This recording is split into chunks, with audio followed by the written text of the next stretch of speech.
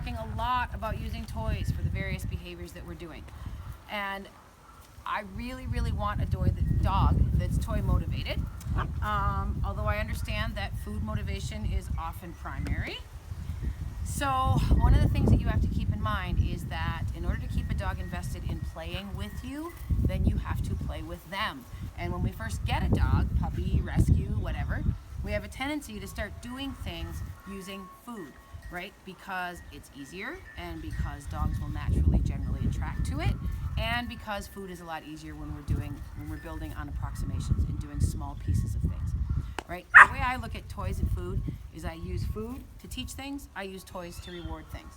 Obviously, toys can be used to teach certain behaviors, but a dog gets really high when you're using toys, so it's difficult to reinforce the small things.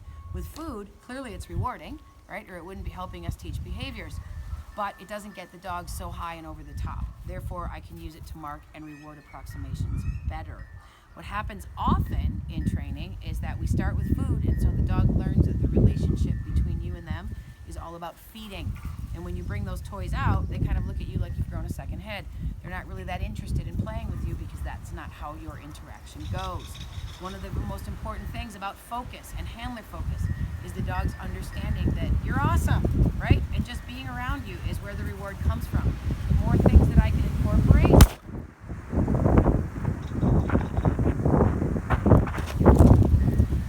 sorry guys, that would be the wind, but I'm not going to get rid of this video because so far it's going the way I want it to. Anyway, onward. Loving my nice summer breeze. Alright, let's see if we can get this done. So, even though my dog may come with an innate desire to have food, I want them to want both. So, I start every training session with toys and playing. Good boy. And then I can ask him to sit. Yes. And give him food. Right? Reward with food. Good. Sit. Yes. Good. Okay. Okay. Yes. And then back to the toy. Back to the toy. Right? Initially, I may have to have just one or the other, a parent at any given moment, but ultimately, I want to know that I can have a toy in one hand and food in the other, right?